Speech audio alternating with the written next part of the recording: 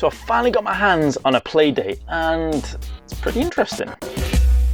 I've talked about the PlayDate before here on the channel, but I never got my hands on one. And the reason being was I felt it was too expensive for what it was offering.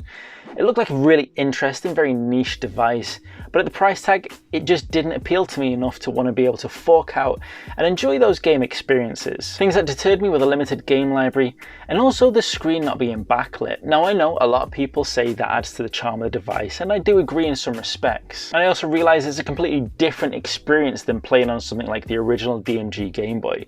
Even without the backlight, screens these days are a lot different. But still, for the price tag of the PlayDate, I just felt it was a bit too much with a few too many features missing. But I've been extremely lucky, and a friend of the channel, Dan, offered to let me try out his PlayDate, which only just arrived. He ordered the PlayDate back when they were first announced, and now nearly a year, probably even longer later, he's finally got one in his hands. And he was kind enough to send it over to the channel, which I was really excited about. Now, first things first, the packaging of the PlayDate is actually really nice. The presentation of this really makes a nice first impression. It makes you feel like you've bought something that's maybe a bit more premium and maybe justifies the cost a little bit more as you see the attention to detail and the care that's been put into this. Little touches like the padding to make sure that the PlayDate is safe and the angle which it sits in the packaging just shows an attention to detail and a bit more of an artistic touch than you might see in a more standard game and handheld console. And this is a good sign because at the end of the day, the PlayDate is about being something unique, something a bit more interesting, a bit more artistic, a bit different. And the packaging definitely speaks to that. Taking the PlayDate out of the box, and it has a very interesting feel to it. It's noticeably plastic, but it has a solid feel to it, a solid build quality to it. And I believe that's down to the touches of aluminium on it, aluminium in the rivets and on the hand crank as well. It definitely feels like a classy, nice device, but the sharp and sleek design of it does come at a slight cost of comfort, because instantly, as soon as you get this in the hands, you can feel those sharp edges. And we're not even talking about a long play session here. It's just as soon as you get it out of the box, you can feel how uncomfortable this can actually be in your hands. Now granted, the PlayDate isn't designed to be held like a traditional handheld console where you grip your hands around it. It's kind of meant to be held more with one hand while you're doing the crank, and I guess maybe those corners won't be as intrusive when you're holding it that way. But I definitely feel like if they could have gone for a more curved aesthetic, it would have felt a lot more enjoyable to hold in your hand. PlayDate consists of two face buttons, a D-pad, a home button, a mini speaker, a power button on the top, and what looks like a mini speaker on the bottom as well, alongside a USB 3 and an audio jack. But instantly, the first thing you notice is how gorgeous the screen actually looks. There's something so crisp and so vibrant about the PlayDate screen, even though it isn't backlit.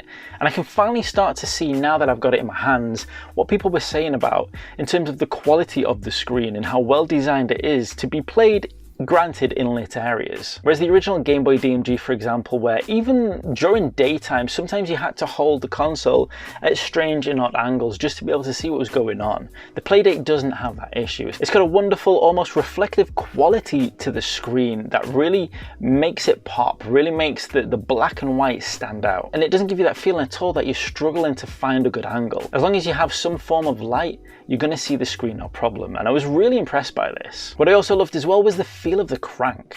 Being aluminium with a little plastic bit on the end, it feels really nice and solid. And it's got a wonderful little magnetic action that pulls the crank back into its housing when you're closing it, making sure that it doesn't hang out loose or fall out at all. The motion of the crank as well is really smooth, like buttery smooth. It doesn't feel rough, it doesn't feel jagged, there's no cog feeling to it. It just has a nice smooth motion, which is really important considering this is designed to control video games. Switching on the PlayDate, and the UI is pretty simple and pretty easy to use. With so few buttons, you quickly understand what everything does and the purpose of everything. It won't take you a long time to understand the system. And pretty much straight away, I was jumping into the two games that come on the PlayDate. The first game I played was Whitewater Wipeout, and this was hugely enjoyable. It really reminded me of California games and the surfing levels. Using pretty much just the crank alone, you just turn your surfer around and you ride the waves and try to jump up and do as many spins and tricks as you can. And honestly, this was such a relaxing and almost therapeutic therapeutic experience. I didn't expect using the crank to be so unique and feel so different.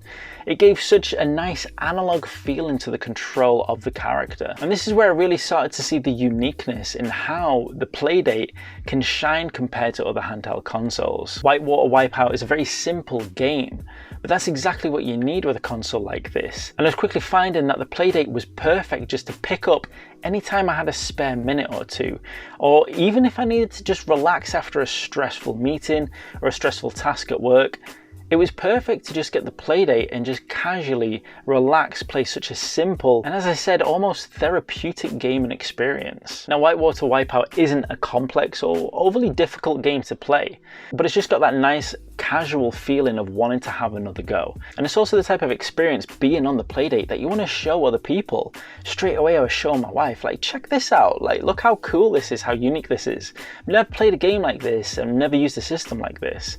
And she was instantly blown away that the crank was turning the character. And it was just such an interesting and unique experience. Next up, we tried Casual Birder as well, the second game that comes on the device.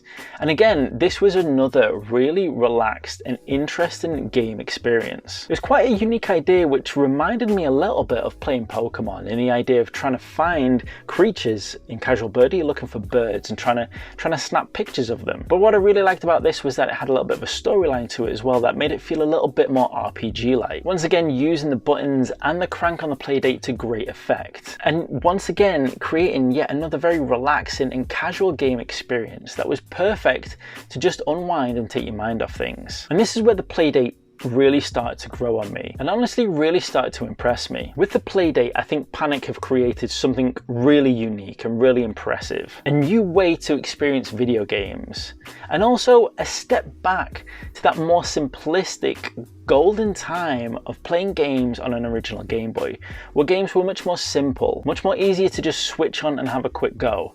And quite often were relaxing, not stressful. PlayDate really brings that to the table at a time where so many handheld consoles are just trying to go bigger, faster and better than the last one, trying to enable you to have access to so many more complex video games that it can become quite overwhelming. I wasn't actually sure if the PlayDate was going to have a place in the handheld gaming world, but after having used one myself, 100% I can say it's carved out its own fantastic little place. The cost of the PlayDate is still expensive, and if you want to get one now quickly on eBay or something, it's nearly like 400 quid because they're so difficult to get a hold of. But for now, I'm just really grateful to have enjoyed a PlayDate, to have played Whitewater Wipeout and Casual Birder, and to have been able to realize how unique and awesome this little console really is. Now, if you do like unique and pocket-friendly handheld consoles, then you definitely need to check out this right here.